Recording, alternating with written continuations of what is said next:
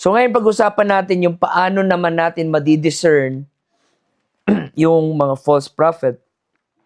And it's clear in the Word of God, Matthew chapter 7 verse 16, ye shall know them by their fruits. Everybody say fruits.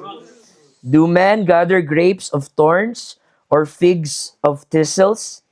Even so, every good tree bringeth forth good fruit, but a corrupt tree bringeth forth evil fruit. A good tree cannot bring forth evil fruit, neither can a corrupt tree bring forth good fruit. Every tree that bringeth not forth good fruit is hewn down and cast into the fire. And then again, verse 20, wherefore by their fruits ye shall know them. So ang topic natin tonight is the fruits or the fruit will not lie. Okay? The fruit will not lie. Now, sa paglilingkod natin sa Panginoon, pwede niyong utuin, lokohin si Brother Joseph na kunwari Christian kayo pero nakikisama lang talaga kayo dahil wala namang mapuntahan, walang mapasyalan dito. Or pwede niyong lokohin si Pastor Peter, pwede niyong lokohin si Pastora, pwede niyo ako lokohin na nagkukunwaring Christian kayo pero ang totoo ay di naman, gusto niya lang ito na naman yung pagkain, yung kainan, yung merienda. No, okay lang yun sa amin. Maluloko nyo kami dahil hindi kami perfect. Pero hindi ang Diyos. Hindi nyo maluloko ang Diyos. Maluloko nyo ang church, maluloko nyo ang mga members sa church, pero hindi nyo maluloko ang Panginoon. Amen. At lalabas talaga ang bunga. At ang bunga ay hindi magsisinungaling. The fruit will not lie.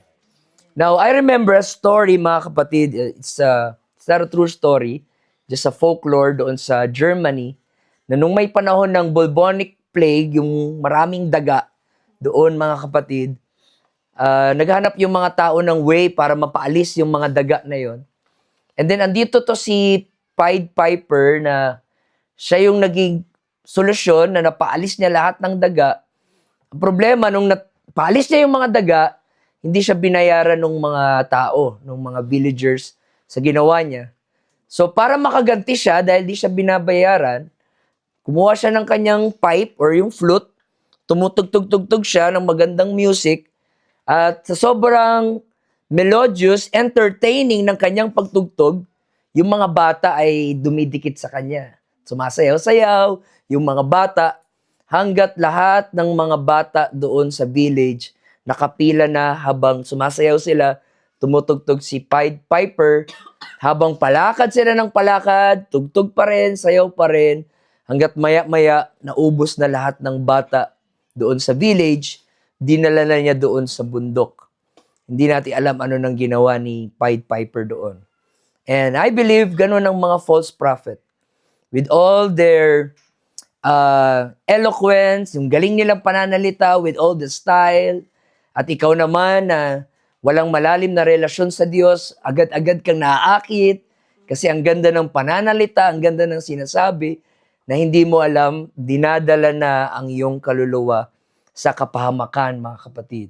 So we are in a religious confusion today. Lahat naman ng reliyon, sinasabi nila, sila ang tama eh. Wala namang reliyon na sasabihin nila, kami ang mali. Lahat sila ang tama, kami mali. Walang ganun na reliyon. Lahat sabihin nila, kami ang tama, gusto mong maligtas. Ito ang gawin mo, ito ang gawin mo, ito ang gawin mo. So ikaw, parang malilito ka. Sino ba talaga? Right? Sabi ng Catholic, sila. Sabi ng Dating Daan, sila. Sabi ng Iglesia ni Cristo, sila. Sabi ng mga Pentecostal, sila, nasa kanilang katotohanan. So ano ba talaga? Paano ba natin malalaman yung katotohanan? And thankfully, mga kapatid, binigyan tayo ng Bible ng freedom na tinatawag natin i-discern ang lahat ng bagay. Basahin natin ang 1 John chapter 4 verse 1. 1 John chapter 4 verse 1. Pakibasa po, Kuya Greg.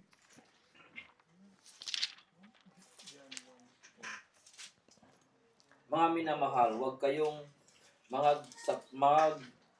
paniwala sa bawat espiritu, kundi iyong subukin ang mga espiritu kung sila ay sa Diyos, sapagkat maraming nagsisilitaw ng mga bulaang propeta sa sanlibutan. Amen. Napakalinaw. Sabi ng Panginoon, huwag niyong paniwalaan ang lahat ng espiritu. Dahil hindi lahat ng espiritu daw ay galing sa Diyos. Pastor EK, grabe, nakita ko talaga tumilapon Lumulutang yung pastor na yun, grabe yun Talagang may spirit siya Totoo naman, may spirit talaga siya. Pero hindi sa Diyos. Dahil ang sabi ng Bible, hindi lahat ng espiritu ay galing sa Diyos. That's why binigyan tayo ng Bible ng karapatan, test every spirit. Because not all spirit comes from God. Okay? And then in 1 Thessalonians chapter 5 verse 21. Pakibasa po, Brother Israel. 1 Thessalonians chapter 5 verse 21.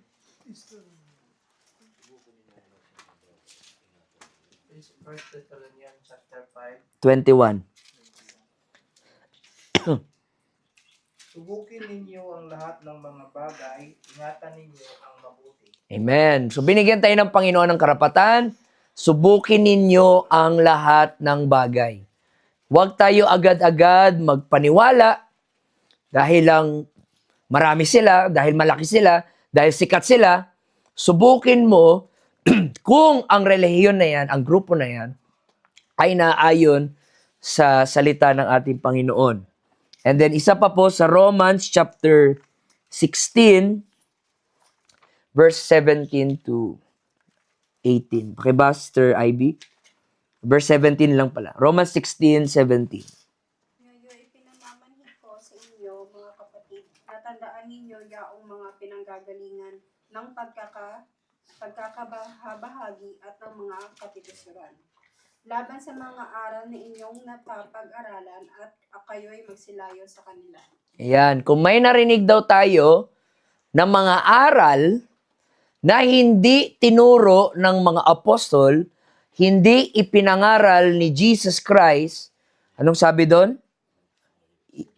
Layuan nyo na sila. Actually, doon, kung mababasa nyo sa 2 John, mas mabigat nga doon Actually, di ko siya nasulat, pero pwede nating basahin. In 2 John, verse 10. Pakibasa po, Ninong Joseph. 2 John, verse 10. Tingnan nyo, hindi lang sila dapat iwasan. Ito pa ang sabi, verse 10. Isang chapter lang naman yan At 2 John, verse 10 to 11.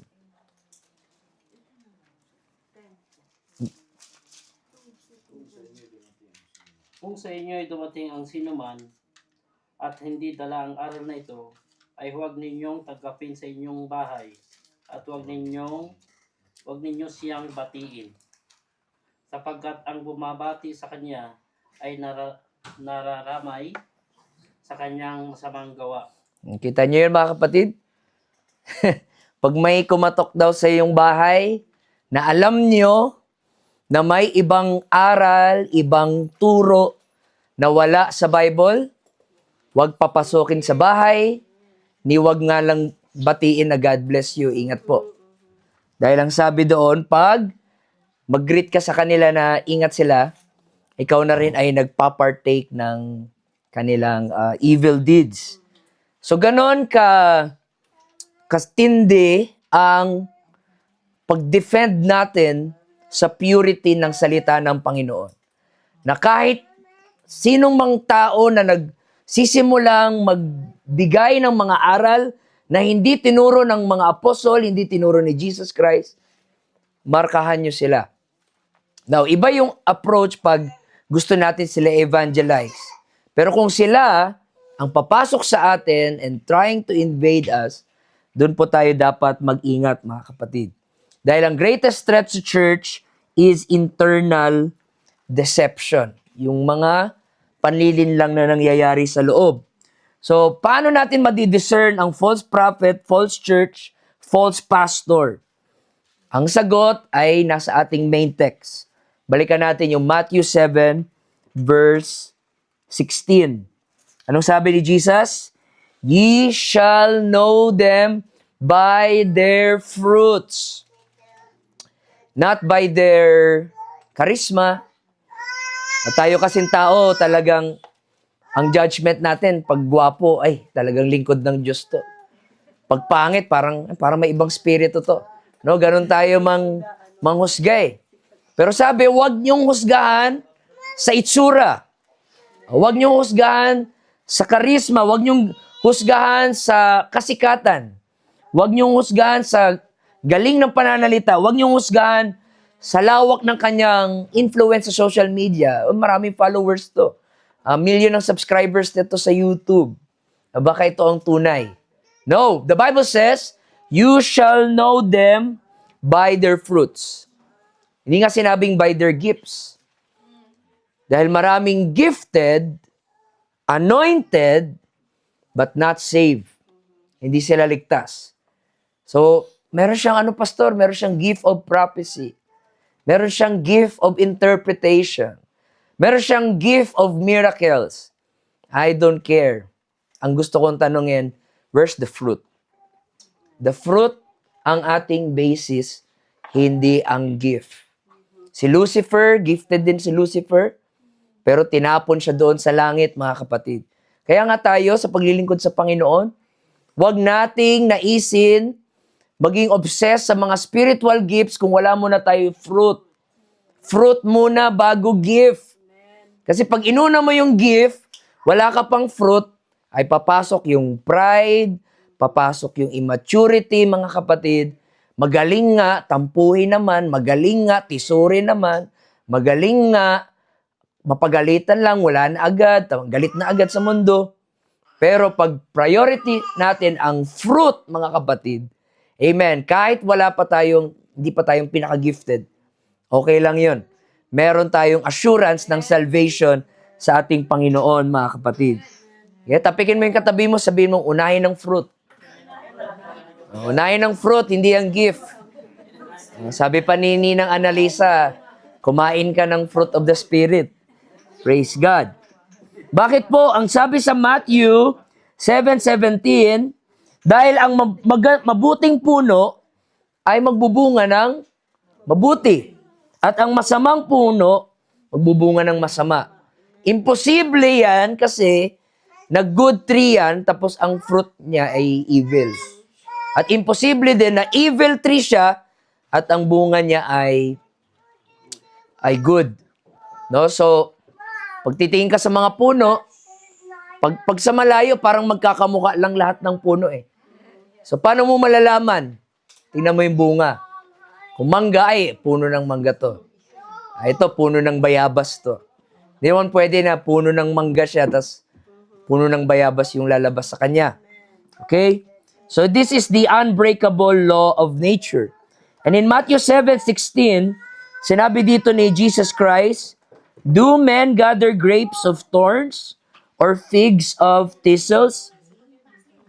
Now, you have to pay attention with this, mga kapatid, dahil yung sinabi dito ni Jesus na thorn bushes, yan yung halaman na mukha siyang grapes sa malayo, mga kapatid.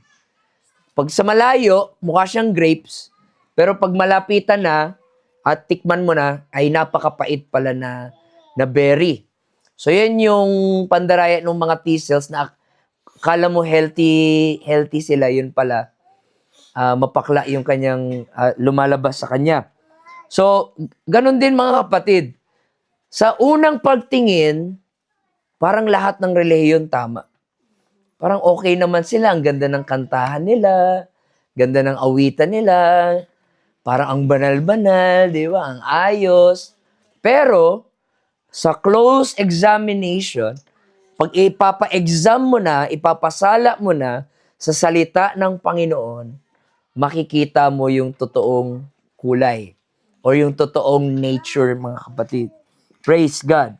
So, ang consequence ng bad tree, anong sabi dito? Verse 19, every tree that bringeth not forth good fruit is cut down and cast into the fire.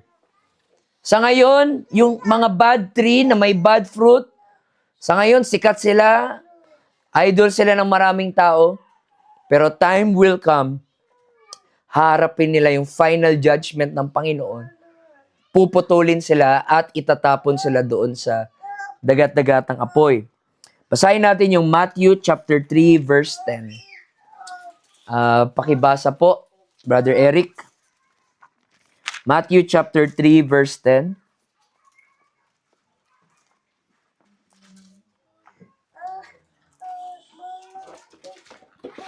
Ngayon pa lamang ay Mhm. kaaniban na ang alakol sa ugat ng mga punong kahoy. Ang bawat punong hindi mabuti, ang bunga ay puputulin at tatapon sa apoy. Ayan, ang bawat puno na hindi namumunga ng mabuting bunga, ito daw po ay ipuputulin at itatapon sa apoy. Alam nyo kanina habang inaaral ko to, napapray talaga ako. No, napaluhod ako sa kalagitnaan ng pag-aaral ko. At sabi ko, Lord, baka bulaang propeta rin ako, Panginoon. Suriin mo nga yung puso ko, baka deceive ako. I-rebuke mo nga ako, Lord, kung deceive ako. Dahil ang problema sa deceive, hindi mo alam na deceive ka. Deceive ka nga eh. Diba? Nilinlang ka, hindi mo alam, nalilinlang ka pala. Kaya pag sa tuwing mananalangin tayo, Lord, kung may mali sa akin, sige nga Lord, ipakita mo. Rebuke mo ko, i-remind mo ko. Ayoko magaya sa mga puno na puputulin mo, O Diyos, at itatapon sa dagat-dagatang apoy. In John chapter 15 verse 2, pakibasa po, Brother Luis. Ang bawat sanga na sa akin ay hindi nagbubunga ay inaalis niya. At ang bawat sanga na nagbubunga ay nililinis niya upang lalong magbunga. Amen. Anong ginagawa daw sa mga hindi namumunga? Pinuputol. At yung namumunga naman, ano daw? Nililinis. O kaya nga, kung nagtatanong ka, bakit kung kailan ako naging faithful, saka humirap ang buhay, saka dumami ang pagsubok, saka dumami ang problema, kapatid, part yan ng paglilinis dahil namumunga ka na. Yung kasabihan nga noon na ang punong namumunga ay binabato na. Kaya, natural lang, pag naglilingkod ka sa Panginoon, may mga tao talagang gagamitin ng kaaway para atakihin ka kasi namumunga ka na, mga kapatid. So, babatuhin ka na dahil may nakita ng fruit sa iyong buhay. So, dapat lagi natin ipag-pray, Lord, ako yung Kristiyanong puno na namumunga at namumunga ng mabuting bunga. Ayoko maging Kristiyanong patay. And by the way, hindi nga pwedeng tawagin patay ang Kristiyano eh. Pag patay ka, di ka Kristiyano. Ang Kristiyano ay buhay sa Panginoon, mga kapatid. Praise God. At at verse 6, John 15:6, pakibasa po, Pastora. Kung ang sino man ay hindi manatili sa akin at siya'y matatapong katulad ng sanga at matutuyo at mga titipunin at mga ihagi sa apoy at mga susunog. Yun po ang pinaka nakakatakot na consequence. Pag hindi na po tayo namumunga sa ating spiritual life, hindi tayo bibigyan ng sakit ng Diyos, hindi tayo bibigyan ng trahedya ng Diyos. Alam niyo nakakatakot, itatapon tayo sa dagat-dagatang apoy o sa impyerno. Dahil ang totoong Kristiyano ay dapat namumunga. Now, pag-usapan natin yung fruit. The fruit will not lie. Ano yung fruit na yon, Pastor? So, according sa mga maraming scholars, dinivide yan sa tatlo, no? So, una ay yung doctrinal fruit. Secondly, ay yung moral fruit. And then thirdly, kung siya po ay pastor o naglilingkod sa ministry, ministerial. Right? Now, just to remind you mga kapatid, na para makita yung fruit sa isang tao, hindi po yan one-time event lang. Lalabas naman dyan na masyado tayong judgmental. Unang tingin lang, ay alam ko, hindi wala, ano yan, masamang puno yan. Oh, mukha pa lang, yung uso pa lang, oh. Halatang masamang puno to. Hindi po yun ganon. Sometimes, it will take a long process bago mo yun makikita. Because, tandaan natin, iba ang discernment, iba ang suspicious. Iba po yun. May iba na nalilito dyan. Akala nila may discerning of spirit sila, yun pala ay tamang hinala lang. No, tamang suspecha lang. Pero iba ang discernment sa suspicious. Ang discernment, bago ka mag-come up sa isang conclusion, pagpipray mo muna, mag-aaral ka ng salita ng Panginoon, mag-i-interview ka ng ibang tao sa paligid, just to make sure na tama yung iniisip mo. Yun ang discernment. Ang suspicious is, ikaw agad-agad nagko-conclude ka na. Nakita mo lang agad si brother na tahimik sa likod. Parang may masamang spirito sa kanya. Nadi-discern ko talaga. Hindi ganon ang discernment. No?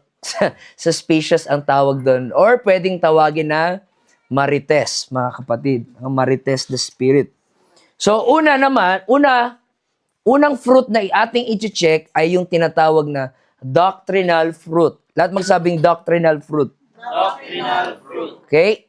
I-check mo yung doktrina na kanyang pinaniniwalaan. I-check mo yung kanyang mensahe. Yung kanya bang pinapangaral, yung kanya bang tinuturo ay match sa Bible or marami siyang mga turo na dinagdag niya lang or binawasan niya selectively ilang part sa Bible. Yung mga turo niya ba ay exact meaning ng Bible or tinitwist niya? Ang message ba na kanyang pinipreach ay Christ exalting? Si Jesus ba ang naitataas? O ang relihiyon nila? Or ang pangalan nila? And I love UPC, mga kapatid. I belong to UPC.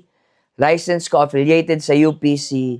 But, kung ang preaching ko ay puro pagtataas sa UPC at hindi kay Jesus, false prophet na rin ako. Dahil hindi UPC ang magliligtas sa iyo. Ginagamit sila ng Panginoon, pero hindi sila ang Panginoon. Ang magliligtas sa atin ay walang iba kundi si Jesus Christ lang. So sa kanyang preaching, sino ang naitataas? Baka siya palagi. No? Mag-ingat kayo sa mga pastor na siya lagi ang bida sa kanyang kwento. Ito, nagawa ko to. Nag-fasting ako 40 days, mga kapatid. No, grabe, nagpipray ako palagi, mga kapatid. Mag-ingat kayo doon. You are not the hero of the story. Jesus Christ is the center of it all. Si Jesus bang naitataas? Or puro gumagano kayo? Lakas na hangin. Lakas na hangin ng pastor na to. Whew, grabe. So yun ang i-check natin. Okay, basahin natin ang 1 John chapter 4, verse 2 naman. Pakibasa, Brother MJ. 1 John chapter 4, verse 2.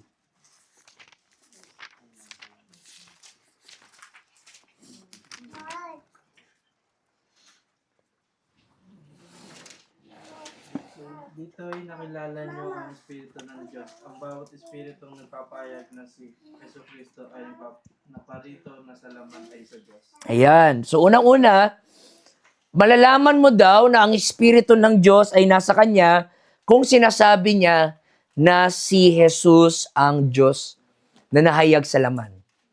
So, as much as possible, ayaw natin maging judgmental, but according sa Word of God, Anumang relihiyon na hindi si Jesus ang Diyos ay hindi totoong relihiyon. At wala doon ang Espiritu ng Diyos.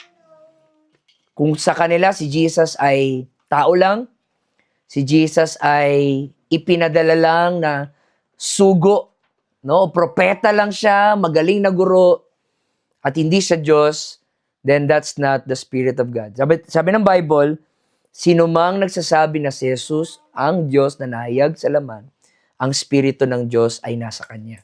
So, Christology, mga kapatid. No? So, ito yung pinakauna. Okay? Bago yung moral niya, bago yung ministerial life niya, doctrinal muna. Dahil kahit gaano kabait yan, kung ang ipinapangaral ay hindi sangayon sa salita ng Panginoon, wala nang kabuluhan yung dalawa. Doctrinal ang pinakauna, pero hindi yan ang basihan lang. Yan lang yung unang foundation ng lahat. Yung gospel ba na pinipreach niya ay nakafocus sa pagkamatay, pagkalibing, at pagkabuhay ni Kristo?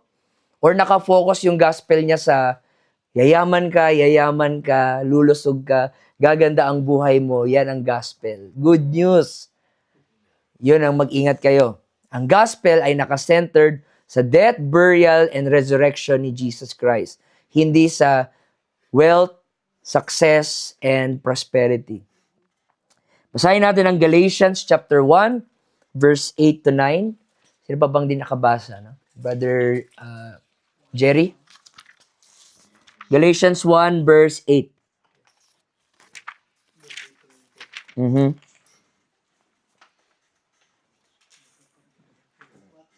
8 to 9. Anyone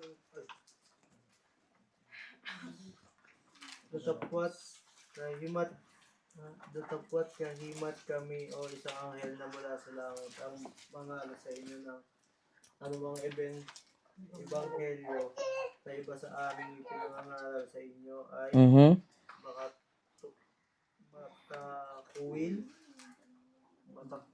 Matakwil. Let him be accursed. Verse 9. Ayon sa aming sinabi ng una, ay muling gayon ang aking sinasabi ngayon. Kung ang sinuman ay mangaral sa inyo ng anumang ebanghelyo na iba kay sa inyong tinanggap na ay matakwil. Ayan, matakwil. Sino mang nangangaral ng ebanghelyo, other gospel. Kaya delikado yung gusto natin makarinig ng kakaiba. Gusto ko yung kakaiba, yung never ko pang narinig. Talagang bagong revelasyon. Nako, yun po ang ginagamit ng kaaway. Hindi natin kailangan ng bago. Kailangan natin pakinggan yung luma at sundin yung luma. Kung ano yung luma, yun na yun, mga kapatid. So, mag-ingat tayo sa mga bagong revelation. O, sinasabi nila na may update ang Bible. Mga kapatid, wala nang update ang Bible. Hindi yan iOS na nag-update time to time. Ang Bible is already perfect in itself. Hindi na siya kailangan mag-update. Lahat ng kailangan mong malaman patungkol sa kaligtasan ay naisulat na sa atin. The 66 books from Genesis to Revelation, hindi na natin kailangan ng extra book for us to be saved. Amen. So sabi ni Pablo, kahit anghel pa yan na nangaral ng ibang mensahe sa pinapangaral namin, takwil nyo sila, sumpain nyo sila. So, that's the first doctrinal fruit. Is it biblical? Si Jesus ba ang Diyos sa Kanya? Naniniwala ba siya sa Holy Spirit? Naniniwala ba siya sa salvation by grace through faith? Naniniwala ba siya ng mga apostolic doctrine? Then, kung pasado, edi check, mga kapatid. Secondly, ay yung moral fruit. Now, ito, napaka-importante din. Kasi, kahit pa magaling yan, kumpleto yung kanyang doktrina at theology, kung hindi naman nakikita sa kanyang buhay, ay hindi rin yan, totoong lingkod ng Panginoon. The Word of God ay hindi lamang dapat natin alam at sinishare, dapat nakikita siya sa buhay natin. Nahayag siya sa ating buhay, mga kapatid. So ano yung mga moral fruit na kailangan natin i-check? Dito na papasok yung fruit of the Spirit. Basahin natin ang Galatians chapter 5, verse 22 to 23. Sino pa ba? Brother June? Galatians 5:22 to 23. Ang bunga ng Espiritu ay pag-ibig, Mhm. katuwaan, kapayapaan, pagpapahinurot, kagandahang loob, kabutihan, pagtatapat. 23. 23. Kaamuan, pagpipigil laban sa mga gayong bagay ay walang kautusan. Amen. Nakikita ba ito? Nadi-display ba to sa kanyang buhay? Yung tinatawag nating fruit of the Spirit. Or baka naman, magaling nga siya mangaral pero parang lagi siyang galit. Parang hindi makausap. O parang hindi makahalubilo. Lagi nakasimangot dahil galit daw sa sa Satanas. So, nasan yung joy? Right? Nasan yung love? Nasan yung peace? Sakto naman yung doctrine niya, sakto yung turo niya, pero di siya marunong umibig. Siya marunong magmahal. Tawag panininang is loving the unlovable. Diba? Nakikita ba yung passion, yung pagmamahal niya sa mga tao? Mahal niya ba yung mga tao o mahal niya lang yung posisyon niya na siya? Long-suffering, gentleness, goodness, faith. Now, I'm not saying na kailangan perfect ang tao para ma-determine kung false ba siya o hindi. Kundi makikita mo na ang Espiritu ng Diyos ay nasa tao pag siya ay nagkasala, pero siya ay nagpakumbaba. Siya ay humingi ng sorry, siya ay nag-apologize, at kung may disciplinary action, siya ay nagpasakop.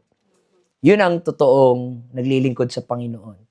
Pero yung mga peke na naglilingkod sa Panginoon, pag nahuli yan, ay talagang in denial pa, gina-justify pa, defensive pa, pinaglalaban pa, at magaling pa mag-gaslight na siya patuloy nagmukhang tama, tayo na tuloy ang mali.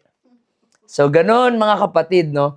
Hindi kailangan na perfect ang life mo para matawag ka sa tinatawag na totoong puno na namumunga ng magandang bunga. Pero nakikita doon na every time you make mistakes, you apologize and you humble yourself. No, hindi ka na nagja-justify ng kasalanan mo. Basahin natin ang Proverbs 28 verse 13. Proverbs 28:13.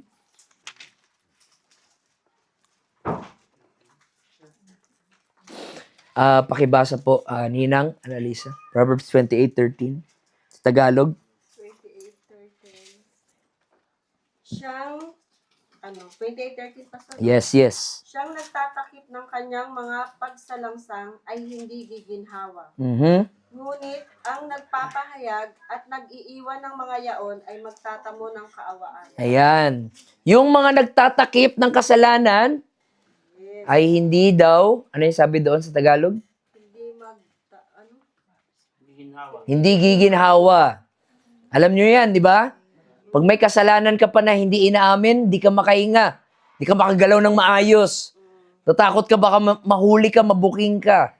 Malaman na may tagong relasyon pala kayo. Di ka mapakali, mga kapatid. Kahit ang lamig-lamig, bakit ka pinapawisan, Brad? Ba't pawis na pawis ka? Hindi po, ano lang talaga, medyo ano lang. Di ba? Hindi ka lang mapakali. Walang ginhawa sa nagtatakip ng kasalanan. Pero yung tao na naghayag ng kanyang kasalanan, bagamat ibaba siya ng tao, pero nawala yung bigat sa kanyang pakiramdam. Dahil na-confess na niya yung kanyang kasalanan. Right. Amen? So, ganun mga kapatid. Amen. Hindi kailangan na perfect ang pastor para sabihin na siya ba ay... Minsan kahit mga pastor ay may kahinaan. Minsan ang pastor maging... hindi na control yung kanyang galit O may pastor minsan na hindi naging sensitive sa kanyang pananalita. May pastor minsan na ang bilis manghusga. Pero it does not make him a false prophet.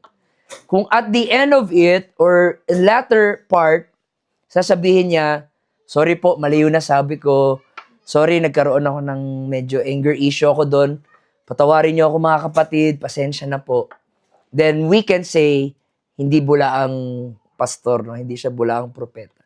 Pero pag siya lang lagi ang tama, kino-correct na siya, ni-rebuke na siya, ayaw makinig, ayaw magpasakop, si feeling niya siya lang ang magaling, then matakot na tayo dahil probably yan po ay false prophet. So sila ba ay mapagkakatiwalaan sa pera? Sila ba ay mapagkakatiwalaan sa kanilang relationship? Parang lately lang, may sikat na pastor, dami siyang books, sikat siya na preacher, but na-realize, nagsalita yung asawa niya, ay nambubugbog siya ng kanyang asawa. Pastor yun. Well, how can you, di ba, paano nakayanan ng konsensya mo? Na tumatayo ka sa pulpit and then binubugbog mo yung asawa mo. Asawa mo ang mangbubugbog. Pero hindi dapat nananakit, no, physically ng asawa. So pinull out lahat ng kanyang mga books, lahat ng video niya sa YouTube, dinilit lahat. Ganon katindi, mga kapatid. Kahit anong pinundar mo sa buhay, isang mali lang. Lahat ng pinaghirapan mo, babagsak lahat yan. At yung tiwala ng tao sa'yo, napakahirap na pong bawiin ulit. So, are they trustworthy sa kanilang relationship? Nakikita nyo ba yung pattern ng pagsisinungaling, manipulation, and greed sa kanyang buhay? So, I pray na hindi. So, okay na tayo sa doctrinal, okay na tayo sa moral. And then thirdly, ito naman ay applicable sa mga nagpapastor na, ito yung natawag na ministerial fruit. Yung mga tao ba na kanyang pinagpapastoran ay namumuhay sa kabanalan at sa repentance? Or they are just entertained, they are just puffed up, pero walang pagbabago? Yung congregation ba na pinapastoran niya, nakita mo yung repentance, humility, fruit of the Spirit, holiness, or puro lang magagaling tumugtog, magaling kumanta, magaganda yung ilaw, air condition ng church, carpeted, pero yung mga tao ay compromise, worldly compromise. At bakit naging ganun yung crowd? Kasi ganun din yung pastor. Kung ano yung puno, yun ang bunga, mga kapatid. Okay, so yun yung tinatawag na ministerial fruit. Yung congregation ba nakakarakterize yung holiness? Yung worship ba ay nakafocus sa Diyos? Or yung worship nila ay nakafocus kay pastor? Marami ako alam na church na ganun. Idol na idol ang pastor. Parang Diyos nila ang pastor nila. Pagka pastor nila ang nangangaral, excited sila, responsive sila. Pero pag yung mga workers doon sa church, ang preacher, di sila nagsisimba. May iba, di nakikinig. Pastor lang ang gusto nila. That is idolatry. And that's not the will of God. Na maging pastor-centered church. God-centered dapat tayo, mga kapatid. Amen. Hallelujah. That's the danger of excessive idolization and hero worship of the pastor. So, the fruit will not lie. Unang check, doctrinal. In the middle of it, lalabas dyan yung kanyang moral. Kung siya ay nagkaroon ng moral failure, nagrepent ba siya? Kung hindi siya nagrepent, false prophet yan. Pero kung siya ay nagrepent, siya po ay tinawag talaga ng Panginoon. And then ministerial, yung kanyang congregation, mga kapatid. But, ultimately, bago tayo mag-check sa fruit ng iba, check muna natin yung fruit natin. Okay? Ayoko na ngayong Sunday, nakaganon kayo dun. Kasi yung mga bunga nila, sa yung mga fruit. Huwag ka muna mag-check sa iba. Check mo muna yung sarili mo. Alright? Ikaw muna, magpa-inspect ka muna sa sarili mo. 2 Corinthians 13 verse 5, ang sabi doon, let us examine ourselves. Sino daw ang exam natin? Mga sarili natin. O, minsan kasi, pupasok yung spirit na magaling tayong magsita sa pagkakamali ng iba na hindi natin nakikita ang ating mga sarili. Amen? Sabihin mo nga sa katabi mo, i-correct mo nga ako. Ayan, willing ka rin magpa-correct. Diba? Kung may...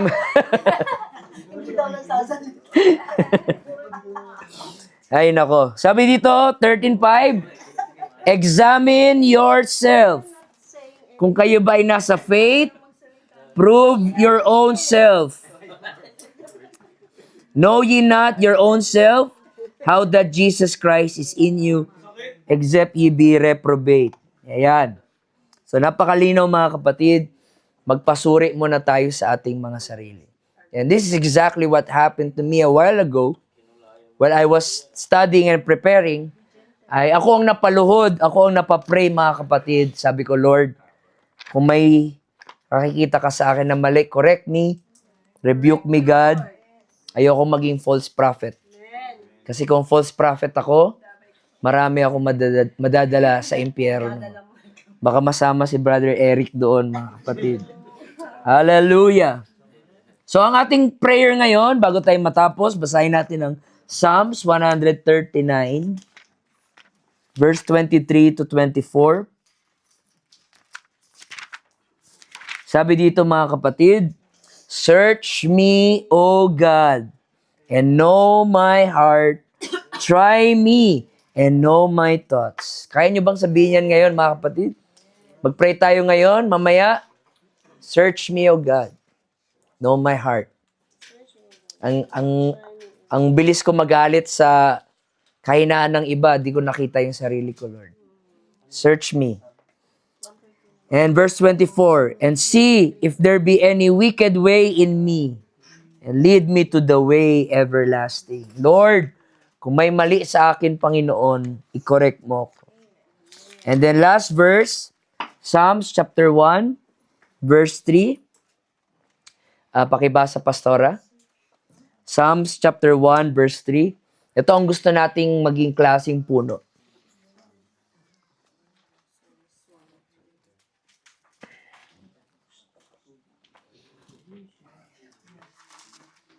Psalms 1:3. Psalms 1:3. But and he shall be like a tree planted in the rivers of water. At siya'y magiging parang punong kahoy na itinanim sa sipin ng mga agos ng tubig na nagbubunga sa kanyang kapanahunan. Ang kanyang dahon naman ay hindi malalanta, kanumang kanyang gawin ay ginawa. Amen. Ganyan ang gusto natin maging klaseng Kristiyano. Amen? Puno na itanim, malapit sa tubig, at tayo po ay namumunga. Amen? Because the fruit will not lie. You can lie your action, you can lie your words, but you cannot lie the fruit. And God will expose the fruit because you cannot fake the fruit. That's why our prayer, Lord, make me a good tree that produce good fruit. I don't want to be a bad tree na nagpo-produce ng bad fruit. Let's pray. Father, Lord, salamat, Panginoon, sa iyong mga salita, O Diyos, na muli ay na-examine namin ang aming mga sarili kung kami ba talaga ay naglilingkod sa iyo, O Diyos.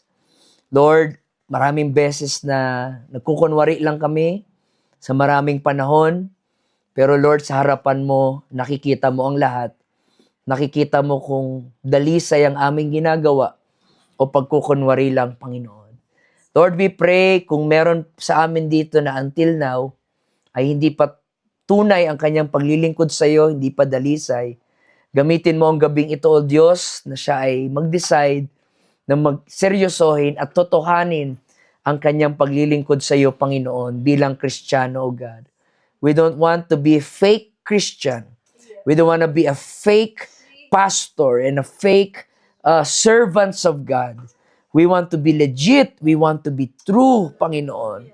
We want to be that good tree that produces good fruit, O God. Hallelujah. Make me fruitful, Panginoon. Hallelujah. Doctrinally and morally and ministerially, Panginoon, gawin mong tunay at dalisay ang aming paglilingkod sa iyo, Panginoon, O God. Dalangin namin ang fruit of the Spirit, O Diyos, na patuloy na mamayagpag, Panginoon, sa aming mga buhay. Ang fruit of the Spirit, ang love, ang joy, ang peace, and all those 9 types of the fruit of the Spirit, O Diyos, ito ay makita sa aming mga buhay. All for your glory. In Jesus' name. Amen. Amen. Thank you for listening, friends and buddies. Please like and follow our Facebook page and subscribe to our YouTube channel, Scratch the Surface. Bye!